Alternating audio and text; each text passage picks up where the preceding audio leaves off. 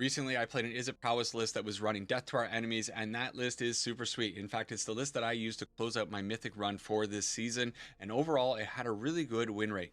But you can't argue against the raw power of a basic stock pump and fling Izzet Prowess list. So that's what we're going to be playing today. And the reason I'm playing this one today is because on that Death to Our Enemies video, Julio commented, "What do you think about Drake Hatcher?" Well, you know what I think about Drake Hatcher? I think I have this awesome variant that I bought just recently because I love this card. So I found this list on Untapped GG. This is coming to us from Ocelot. They played more than 300 games with this list, had a very good win rate over that quite large sample size of games. And so we're going to try this one out. It looks exactly what you would expect it to look like. Now let's talk about Drakecatcher very quickly because this is the card that we want to showcase the most in this video. It's a 1/3 for 2 mana human wizard, Izzet Prowess. Whenever this creature deals combat damage to a player, put that many incubation counters on it. Then we can remove 3 incubation counters to make a 2/2 token Drake.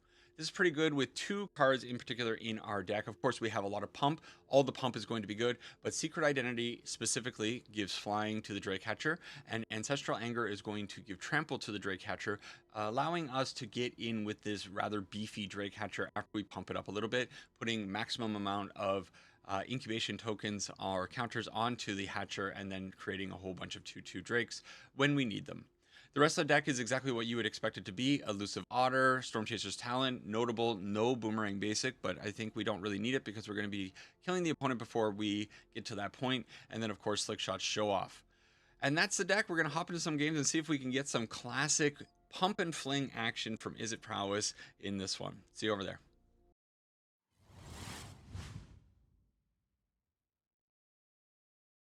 All right, I think it's been about 1 week, 2 weeks since I've played a deck with Slickshot Show Off, so it's only appropriate that I finally get around to playing with old Slicky again.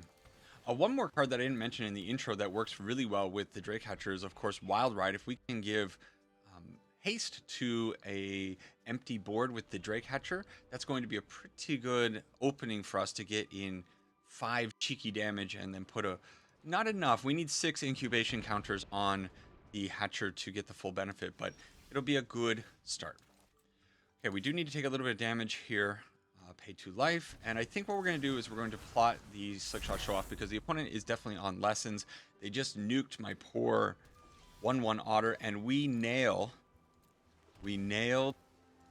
the land. That's exactly what we needed. So we throw down the Drakecatcher. They might have interaction for this Slickshot Show Off. They might have a way of blasting it, but it kind of looks like they don't. And this is kind of the dream. This is what you want to be doing. You want to be going after man with the stick. It's just perfect, isn't it? Yeah. That win happened so fast that I didn't even really know how to react to it. Like the opponent just got absolutely rolled over by this nasty Drakecatcher. Now this hand is a little bit worse than the previous one. We don't have that good turn 1 play to distract the opponent. And we're going to have a little bit of an awkward time with this. Ooh, Drakecatcher. Now, do I run it out? I think I run it out. They might have a bounce spell for it. That would be kind of annoying, but then they would bounce it regardless on the following turn. Ooh, possibly an Azorius control player, which that makes things a little bit more complicated. Actually, though, this Elusive Otter is pretty dang good, and if they allow this Elusive Otter to get through, and we put this Wild Ride on the Elusive Otter, that might give us an opening to also pump with the full bore with the Drakecatcher. This could be bad, though, if they have a counter spell for... Or not a counter spell. Counter spell I don't really care too much about. Bounce spell would be a whole lot worse. Wow. I'm a little bit surprised that this might be going through. What are you holding on to, opponent? Do they have a... They might have a Get Lost? That would suck, too. They have a Spell Pierce. Spell Pierce is okay. We let that happen. It goes away. You know what we're going to do is we're going to take advantage of this opportunity to get this Drakecatcher up to a 6. And 6, like I was saying in the last video, is exactly where we want to be, because now at the end step, we're going to be able to remove 3 and 3, make 2/2/2 tokens. And that's going to be a pretty good spot to be in. We still have this Wild Ride sitting in... Oh, well, we had a Wild Ride sitting in our graveyard, but the opponent has the timely Soul Guide Lantern. Okay. So I think it's probably still a good idea to make these drakes now. We might be walking into a Day of Judgment on turn 4, but I don't, it's gonna happen no matter what. The drakes are gonna be murdered, and I was about to say we really need to not draw a land. That might just be our unmaking. You go up against control, and you draw 6 lands in your top 10 with this deck.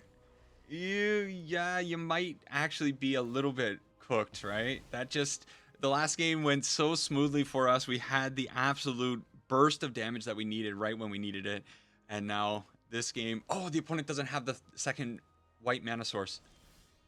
Okay. And Storm Chaser's Talent, not bad. Maybe I should have put out a mountain first. I think it doesn't really matter. Okay. And we are representing lethal damage on board now. There's no reason to activate the Storm Chaser's Talent at this moment right now. They have the Get Lost for the Drake Hatcher. That's pretty good. But what? Do I pump up the Storm Chaser's Talent to get the full bore, or do I fix the top of my library with this? If it were Wild Ride, I would say yes. But full bore is not as good as Wild Ride. I think what I'm going to do is do the pumping or do the maps. If I were drawing this, I would be very much in favor of taking that. But I think what I want to find is a Slick Shot Show Off, something with haste. Carousel Sword. It's also not quite... It's not... Okay, I'm going to dump them. The reason I'm dumping them is because I can level this up to level 2. We still have 6 mana available to us on the following turn. So, there were lots of avenues that we could have taken there. But we needed something. We needed the top of our library to be good, just in case they did have a way of wiping away all of this stuff, so that we could find that last 2 points of damage. But look at that, beating up on a control deck after beating up on an opponent that didn't even get a chance to play the game. All right, and we're up 585. I don't tend to get up this high. Like, actually, I never get up this high. It's definitely new territory for me. I don't know what it is about this season. Like, I think I mentioned in my Friday video that the decks that I've been playing in Standard, I guess they've been pretty good, but they've just been running so dang well for me. Just like lots of good hot runs. Haven't really run into too much bad stuff. I've been experimenting with a dragon deck recently, and I think we'll probably end up getting a video on that one soon-ish. So we're against probably the Selesnya counters deck. I think I'm not going to attack it, and I'm going to ease up. I don't really want to trade off my Elusive Otter for the Pop Hatch Recruit. I'd rather pump with some stuff and then get it in for free. So next turn, what we can do is we actually have a lot of options. We can all use the Grove's Bounty. We can also use the Secret Identity to give flying to our Drake Hatcher. I really want to get in with the Drake Hatcher on the next turn. But anyways, yeah, things have been going well. The games have been running very, very nicely for me, and I'm thankful for that. So if we go distribute these counters, this goes up to a 3. It's going to go up to a 4 with the Secret Identity. I think this is the way to go about it. So we're going to do this for X1. Put it onto only the Otter. It'll go up to a 3/3 right now. And then Secret Identity on the Drake Hatcher, which will get it up to 6. Which will... Oh, 5. Yes, because it's not getting... Dang. That was a little bit of a miscalculation. I thought it was giving +3. It's not giving +3 damage. It's changing it from a 1/3 to a 3/4, and then the prowess trigger. There were 2 prowess triggers, so it makes sense. Still, I think making 1 Drake here is going to be pretty good, and then we have the opportunity to do more in the future. That's pretty good. Okay. Still. Dang. Hard-hitting questions. That's not bad. We are at 14, so I do got to be a little bit careful about getting killed on a backswing here. Do I just take the opportunity to get rid of this? So right now we have like 5 damage next turn. The opponent goes down to 6. We're going to put out the Elusive Otter and the Storm Chaser's Talent on the following turn, but I also do want to shock in the Multiversal Passage, probably. Maybe I don't shock it in. Maybe I just put it in as a whatever source. I think I do need to stem the damage just a little bit here. That it's just a little bit too much coming in. And we drew a little bit poorly with that Multiversal Passage. So now we are kind of looking at surviving. We're going to be hitting hit for 5 next turn. I don't think I'm blocking anything because it does have trample. Put this on red, I suppose. And it's going to be a little bit awkward because I have the Storm Chaser's Talent that I can go to level 2. But I'm going to be taking damage from this Multiversal Passage, so I might not be able to even cast anything. And now they have the Ouroboride. If they attack in, I think I like the attack. Oh, they don't attack. Wild Ride, good. I can do double cast on the Wild Ride, right? So if I do it once onto this Elusive Otter, it's going to go up to a 5. And then I can play it out for the Harmonize, tapping down this Elusive Otter. But it's not going to be enough. They're going to have to chump block with some stuff. I'm doing this without thinking carefully. I think it's fine, though. Harmonize, tap down this fella. They can't block. This goes up to only 7, though, right? 7 and then 6. They're going to be able to block, right? Creatures with power less than this creature can't block it. So only the Frenzied Bailiff can block it. They're going to have to block there. And I'm going to be tapped down. They have 8 damage coming in. Can they pump this up? Okay, I still think I do this. They have 8 damage potentially next turn. They have to block the Frenzied Bailiff on this Elusive Otter. They can't block the 7/4 Elusive Otter. They're going to go down to 1. Okay, so as long as they don't have a way of finding... As long as they don't have a way of finding 1 point of damage from this Ouroboride, I'm fine. If they have another Ouroboride, I'm dead. Oh, they had the land to pump it up. Okay, GG. All right, opponent, cool. Yeah, I guess that was the other line. Did I have an avenue there? Could I have done something a little bit different? Let's say I had put out... Yeah, sure. I mean, it was kind of fun. Let's say I had done the Storm Chaser's Talent. What could I have gotten? I could have gotten Secret Identity. Secret Identity, it doesn't make my creatures big enough. I couldn't cast the Secret Identity and do the Storm Chaser's Talent pump. It would have left me at 7, and I would have only had 1 mana excess, so I could have cast the Secret Identity or the Wild Ride. You know what? I guess it was throwing away the Drake that in the end did me in. Don't use your creatures for blockers. That's what we're learning. You know, oh, we're playing against Steve, and Steve's running Steve Rogers, Captain America. What was I gonna say? It's nice to see Innkeeper's Talent getting a little bit of love in that last game, showing that it has that raw power when you level it up to level 3. I like to see that. The opponent, Voice of Victory, are they on a... Oh boy. What kind of deck are they on? Let's fire one of these Ancestral Angers off just to cycle it to draw a card. We find another Steam Vent. Don't like that. So, is it also another Ancestral? They're not blocking with this Voice of Victory.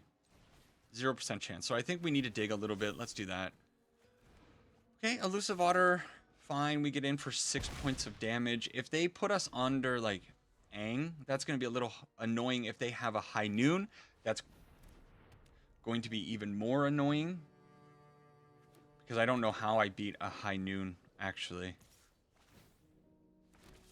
It might be putting it might be putting this Multiversal Passage out onto green and getting this Otter up to a 4/4. That doesn't seem so bad to me, does it? But the big problem here is that they definitely have ways of bouncing this token, And that's going to suck if they end up bouncing this. They're down to 10, but we met our match. Last game, running into the Ouroboros. This time, running into the High Noon. You're playing Prowess. Oh boy, you don't you don't want to see this card, do you? Opponent just kind of passing through though. Okay. What does that mean? Let's get in with the 3/3. There's the Flood Pitch Drowner. Okie doke. That's pretty good because it taps down some things. What I could do is fling... I guess I fling the Callous Sellsword at the Voice of Victory.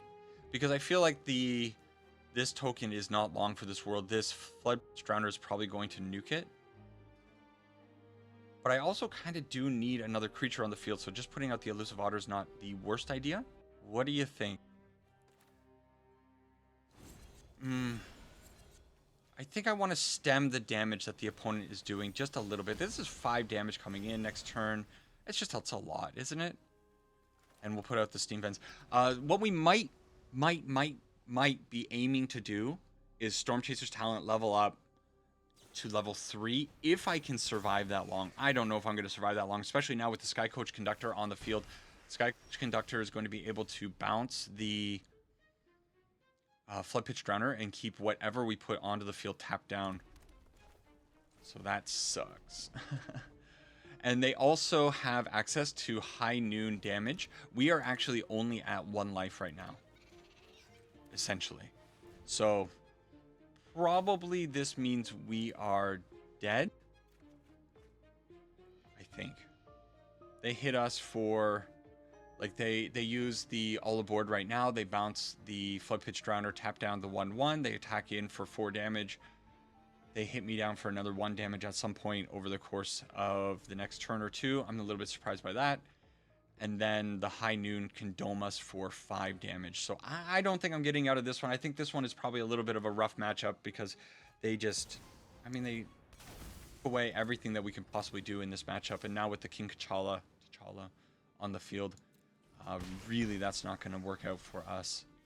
Drake Hatcher's good, but what am I really doing here?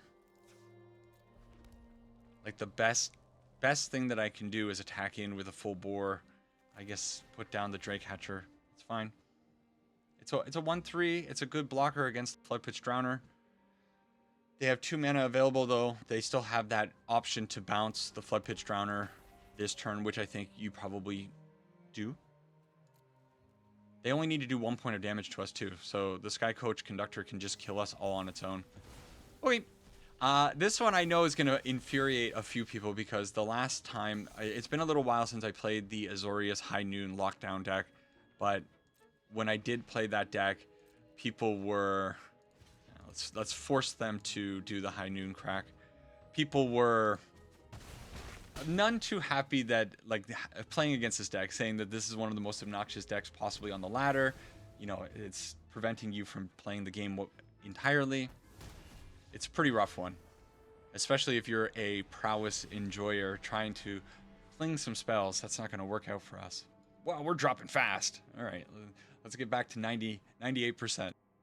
2 tough ones in a row. That last one, I don't think there was ever any hope of us pulling through. But that other one, definitely I had avenues of winning against the Ouroboros player. Shouldn't have blocked. I think I haven't looked at it. Obviously, during editing, it'll be a little bit of a different story. Maybe I can see if it would have made a difference had I kept that Drake. I think I would have been able to keep the Drake alive, of course. Would the Rabbit have mattered if I had left it on the field? Because it would have been a 3/2 attacker. It would have done 2 extra points of damage in that game. And then the Ouroboros pumped it 1 more on the following turn. It could have attacked in for 4 more. I guess it would have brought me down to 5. And then but I would have been able to kill them on the backswing there, I think. So probably it's okay. Probably okay.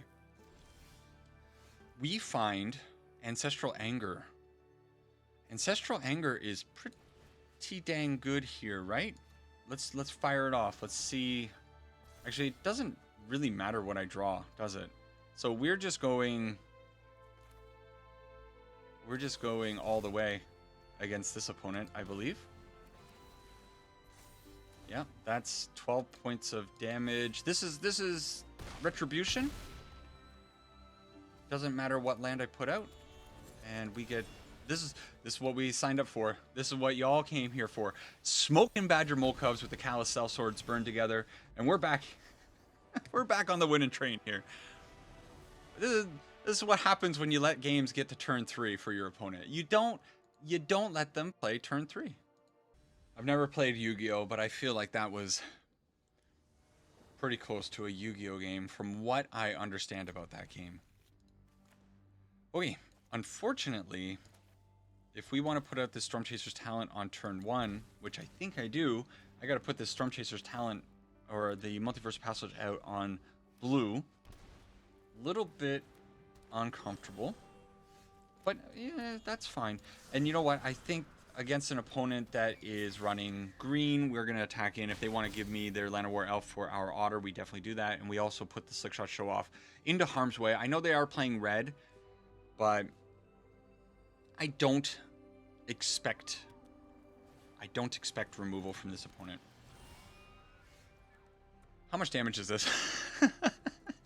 It's actually not possible because of this white source. So we may, or blue source rather, we may as well put out the Otter. And I think I'm okay doing this just to push a little bit of damage over this Enduring Curiosity if I feel the need to do so. So let's say I do turn inside out. It's going to be another 7 points of damage in the sky, and then we're going to pump. This is going to go up to an 8, and it's going to leave a body behind. So 7, 8. I think that's fine. Do I want to leave the body behind? Hang on. I'm doing 6 points of damage down to 10. This Fling only does another 7 points of damage. Okay, so it's not quite lethal damage. So I think it's fine for me to... Do I want to squeak out as much damage as possible, or do I want a 2-2? That's kind of the question. So this is not maximizing my damage. This is still... No, I guess it's the same amount of damage no matter what, right? Because of the trample, it doesn't matter. Okay, I think that was the right play. They're down to 4. They need to do tons of work when we still have Otter, Slickshot Show Off on the field. Spider Manifestation. Yeah, okay. You want fast games? You know the deck to play. Look at... Man, what a seesaw. The swings with these rankings are so high. We're up to 500, then we go to 800, win 2 more, go back up to 500. It's weird. Magic Mr. Moose is our 7th opponent, and we have been going first quite a bit, and honestly, the hands have looked pretty dang good for us. And running into some of these green opponents when we're on the play and we got Slickshot Show Off is so satisfying, right?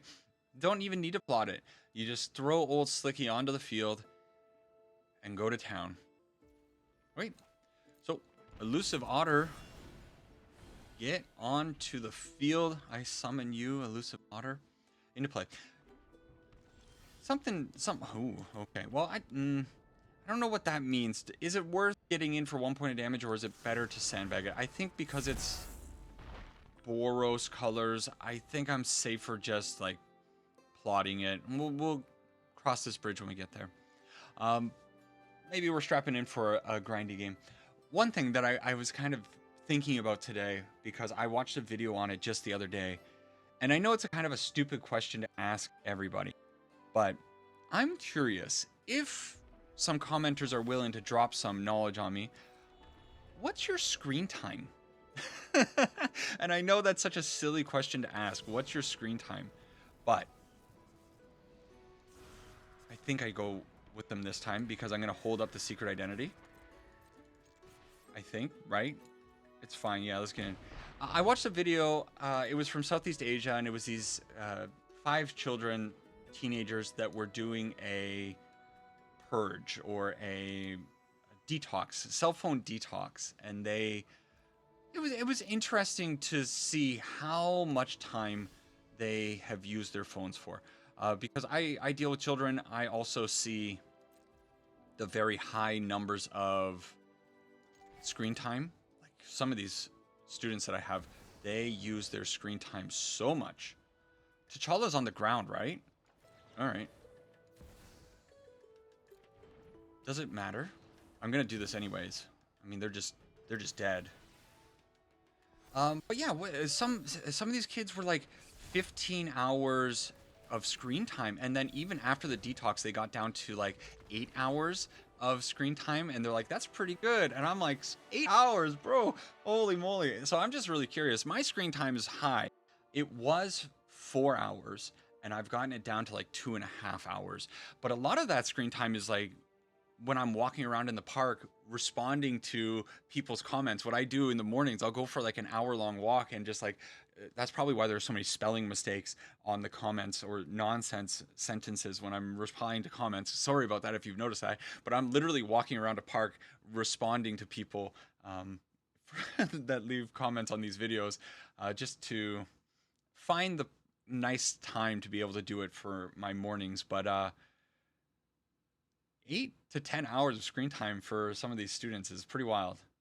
Kind of on a fun, similar note, interesting note, I guess. I don't know, fun. Since I've been doing the channel more and the videos have been doing better and better and better, there have been times when I have looked at the analytics or the stats and seen how many hours people have actually spent watching my videos, and the collective amount of time that a small channel like myself has already accumulated. And it's not, I mean, we're not talking millions of watch hours, but still like days and days of watch time. And that's a lot. Like, I'm just always a little bit surprised that you can accumulate so much watch time from, you know, obviously very big numbers of people are watching. It's over a ton of people, but yeah, I feel in ways it's a little bit of a conflict to me, because I'm looking at that and I'm like, I'm absorbing, using that much of humanity's time just for myself as a small time, you know, whatever channel. Whew. It's something I think about once in a while. The amount of time that is put into our entertainment in 2026. You might be asking why I did not. Oh, it tapped my mana in a weird way. Why I did not put out the Drake Catcher on 2. I was scared of a Shelter by Ghost. What I want to do now is get in. I just want to leave a body on the field. So if this Drake Catcher is able to connect after this wild ride, at least I will be leaving a 2/2 Drake on the field. That was my idea behind leaving the Drake Catcher to turn 3. I just didn't want it to get hit by a Shelter by Ghost. It might get hit by a Shelter by Ghost now. We might just be dead. Yeah, seam rip, fine.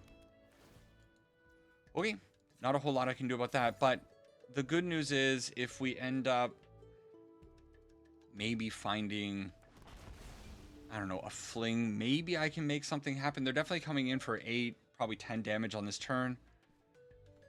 If they have the Seamrit or the Shelter by Ghost now for the Drake, though, we're just dead. Like, I don't think there was any way I could have won this. You know, that's also pretty bad. That's lethal damage, actually. If they come in with the Spellbook Fender as well, which they absolutely should. You put this onto that, and so now we're just kind of screwed. Hey, leave it to auras to put you in your place, right? At least we get to dodge 16 points of damage here. That's not bad. But now I'm just on the back foot of trying to survive, and I don't think there's really anything that I can do. This 1/1 Otter's got to go the whole distance, and if this were a land and I were able to draw Burn Together on the following turn, maybe I could piece together. I could definitely piece together the damage I need. Certainly now, with this Shelter by Ghost, taking that, fine. That's good news. At least I didn't need to use the Secret Identity on the Otter. The problem is, though, they're still getting in for 4 and gaining life. And I guess I can keep... Okay. So we're definitely putting this in front of this, right? And we're going to be pumping it up with what? Secret Identity, Full Bore. Let them scry again.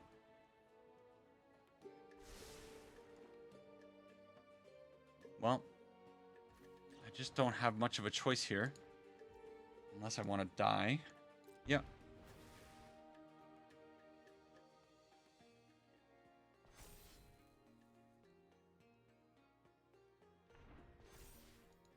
Okay, let's see if they have the extra pump spell that's going to force me to throw out the Full Bore. We're still taking 9. If they flash in Shard Mage's Rescue, we die. See, they had lethal here. They had lethal on the Shard Mage's Rescue against us. They could have done 11 points of damage over here. So, but they're at 20. I can't kill an opponent. Oh, man. Okay, well, let's draw. Let's draw. Never know. No. It's never enough, right? So this is representing another 5. This is representing another 5, 10. I have 15 points of damage going in on the opponent. So let's do that. Let's put a little bit of damage. And we're going to leave one of these otters behind as a blocker. There's no way. I mean, if they remove the otter, I lose no matter what. This just gives me some possible hope of winning. Feather of Flight. Okay. GG, opponent. That's a tough one. Man, it's auras, right? Auras always getting it done. They sometimes or somehow find a way. But to be fair, our deck is horrible against this aura, like this specific build of the deck. We are not even playing Burst Lightning. Like, 0 interaction. You want to put a Shelter by Ghost onto a 1/1? All you do it. Thinking back to that last game, probably because maybe I need to shift my mindset a little bit here and recognize that we are not looking to go long game, and that last opening hand was like hoping for a turn 3 Drake Hatcher to start putting 2/2 Drakes on the field. Like, it's just not, that's not good enough. So keeping that opening hand was just dumb. I think that's probably where the whole plan ended up falling apart. And yeah, something to learn from that. You got to maybe mulligan a little bit more aggressively for a hand that's looking to be able to kill the opponent quickly. See, you keep a good hand, a couple of slick shot show offs, you get a turn 2 win. It's not even a thing, right? Like, guys, game's easy. Why do you think that last opponent conceded, by the way? Was that a shame scoop? Was that because the land that they put in came in tapped? Or, like, what? Why? What happened there? I really wonder what happened there. See, here's another one of those hands that's like a little bit sketch. I'm going to try it, though, because we're here talking about Drake Hatcher. And I'm trying to find out if Drake Hatcher is actually going to be good enough to justify putting into your deck. So the Mountain's pretty good. We are definitely going to be putting this Multiversal Passage out on red as well. And as long as the opponent isn't too fast, and as long as the opponent isn't able to... As long as the opponent isn't too fast. Llanowar Elf into Badger Molcub. Oh boy, into Spider Manifestation. Just like that last opponent, what I should be doing right now is just like insta conceding. Like, this is the opposite shoe, right? The last one was, oh, my opponent plotted a slick shot show off. Concede. This game, oh, my opponent turn 1 Llanowar Elf Badger Molcub. Oh, let's just scoop it up. Let's move on, boys. It's done. Game over. They've got 6 mana available to them right now. No, they had 9 mana available to them. They still have... this is 3. They still have 8 mana. Like, this is absurd. Okay. Okay. Okay. Cool. No attack. Okay. So how much damage? They have 7, 8, 9, 10, 11, 12, 13, 14, 15, 16 damage on board. 16 damage? Did I say 16 damage? Oh, man. Oh, man. And we have... This sucks. This sucks. Oh. All right. Let's see what's underneath this Ancestral Anger. That's all I can do. Okay. That's actually not the worst thing. So am I slamming with the Drake Hatcher? And I think the answer is yes. They allow it to go through? Okay. Well, let's full bore the Drake Hatcher away. Go in, girl. That means we get to make two Drakes. Unfortunately, the Spider Manifestation does have reach, so something to keep in mind. But as long as they don't like slam an Ouroboride or a Nature's Rhythm here, maybe we're okay. A Wild Growth Archaic is not the scariest thing. Yeah, you gotta come in, right? What do you think? Do they remove the counter from Leatherhead to destroy our Storm Chaser's talent? I think they do. They don't need to, but I think they do. Oh, they don't. Okay. All right. Drake Hatchers. Oh, it's so bad. It's so bad. What do I do now? I can't attack, can I? So do I spend this turn leveling up the Drake Hatcher, the Storm Chaser's talent, actually? We can chump block a little bit of damage coming in. All right, let's do this. Full bore? Yeah, we'll grab the full bore, I guess. Maybe it was the Ancestral Anger, I'm not sure. The Ancestral Anger gave trample, but I don't know. This one's not gonna work out for us. Practice offense. No. All right, GG. What can you really do? We had some fun. Is there any reason to block here? So this is already 12 points of damage coming in.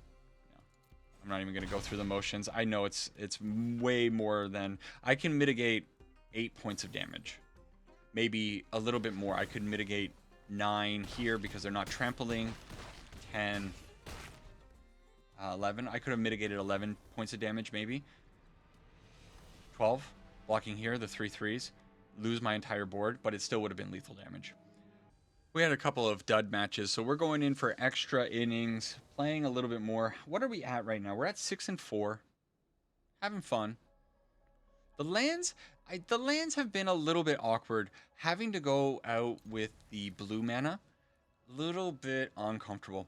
And I don't want to say it, but the Drake Hatcher has been a little bit unimpressive. Not a little bit unimpressive, kind of a lot unimpressive. And that hurts because I want the Drake Hatcher to be a notable card, a usable card. But yeah, I don't know. I'm not feeling it. Ooh, Great Hall of the Biblioplex with an elusive otter. That is cool. So, I think I probably have to put out the Drake Hatcher, right? Let's attack in. Let's see what they do. Nothing. Okay, Drake Hatcher onto the field. I don't have any haste enablers or anything, so it's just got to get onto the field, and then we got to hope that we're able to get in with maybe an Ancestral Anger or something like that. If they're able to remove the Drake Hatcher, it's going to be bad news. If they just kill us on this turn, maybe... Should I be running Hall of the Biblioplex? Pay 1 life, add 1 mana of any color, spend this mana only to cast instants or sorceries. So that helps with some stuff, I guess. Wow, that was a lot of damage. Yeah, I don't know. Great Hall, possibly. They didn't have the Fling, though. So that is some good news, right? We have the Fling. So am I going to do turn inside out Fling, or am I doing something different? Let's attack in. Let's see how they respond here. No response. Let's try it. Turn inside out. Please go through. If they have a bounce, it's going to be devastating. No, they just take it. And we are now 1 point of damage short. Should have... No, I guess I could never have had the extra point of damage here. So I suppose the safest way to go about things is... I don't know why I removed the thing. I'm kind of like, am I still going to fling the Drake Hatcher for... If I fling the Drake Hatcher for 8, take them down to 1, I have 2 Drakes on the field. No, I'm going to just do it this way. It's fine. I think it's fine. Yeah, old Drake Hatcher's not really functioning the way that you maybe taking them down to 8 was actually a bigger brain plan than I may have initially thought because of the Great Hall of the Biblioplex making them pay 1 life.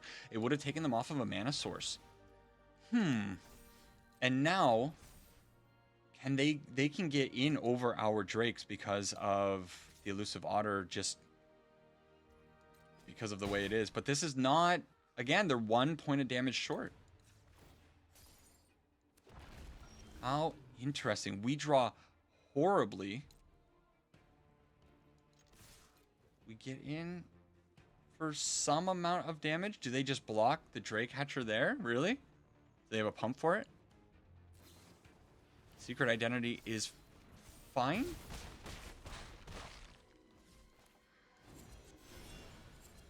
This is the stupidest game. Boom. Oh, I thought I played out the wrong thing there. Yeah, let's give the Drakes the time in the sun. When have you ever seen 2 Drakes get thrown by 2 Burn Togethers at the very end of a game? What a derp fest at the very end. We end with 555. I think that's a fair place to stop. Well, the end of Video Club, people. Probably, I think that's a nice little treat for y'all who stuck around through the 45-minute video or whatever it ended up being. That's a cool way to end the game. Again, the whole reason behind playing this one today was to find out if Drake Hatcher is really worth the squeeze. And I still don't know. So coming with the rotation, which I probably should have led with this one. Last Wednesday, I put out the Artifacts video, the Jeskai Artifacts video, and I had said that the Simulacrum Synthesizer is going to stick around in Standard. It's not sticking around in Standard. Many of the comments pointed it out very quickly. I changed some of the description and that stuff. I probably should go and change the thumbnail. Maybe I'll do that. Simulacrum Synthesizer is, in fact, rotating. And Slickshot Show-Off is also going to be disappearing in 2027 with the first... As I understand, it's going to be like the first set release in 2027 is going to bring rotation, and Junction, Thunder Junction, whatever this set's called, is going to be going along with that rotation. But Drake Hatcher is from Foundations, so it is going to be sticking around until like 2029. We're going to have this card for a very long time. And I would like it to find a place in the format. I enjoy the card, but it just doesn't have... The problem with this card is that it's good, maybe even low-grade great. It's not Slickshot Show-Off fantastic. When you have a Slickshot Show-Off at your disposal, you just like win the game on turn 3. Drake Hatcher's not winning games on turn 3, unfortunately. Like it's very good, but it's a 2 CMC prowess creature. It does dodge Burst Lightning, fantastic, but it doesn't dodge Requiting Hex. It does make 2/2 Drakes. The Drakes can gum up the board, but the problem is they're not going to do anything against a Mossborn Hydra that's coming in at your face. They're not going to do anything about a Slickshot Show-Off that's probably trampling and then being flung at you. So like the Drakes are just kind of like not effective enough to really justify putting a lot of effort into getting them, I think, is where my head's at with this card. So although I really like this card and I think it's sweet, it probably just pales in comparison to the other more powerful things that you can be doing in Standard right now. And that is the overall problem with Drake Hatcher, is that it's a pretty good card, maybe even great card, that is just simply outclassed by the God cards that we have available in the format. And that's where I'm going to end it. Let me know what your opinion of Drake Hatcher is. I think it's a cool card. It's an Izzet Prowess list. If you're playing this list with Slickshot Show-Off, Stormchaser Talon, Otters, whatever, you're going to win games. Like we did fine today, but we definitely got rolled over in some games, and the overall Drake Hatcher impact on the games felt a little light. That's it. So give me your opinions. I'd love to hear it. Also, let me know about your screen time. I am genuinely curious about your screen time. I think I kind of want to check just to make sure that my screen time, I don't want to lie to all you people. What is my weekly screen time average? Is it not going to show me because it started 2 hours 49 minutes. Most of it YouTube. Almost all of it YouTube. Imagine that. Anyways, I would love to hear some information about that stuff and all that good stuff. That's it for this video. Salaanga Yipuna. Bye bye to all you wonderful people. Have yourselves great weeks, and I'll see you in the next video. Take care.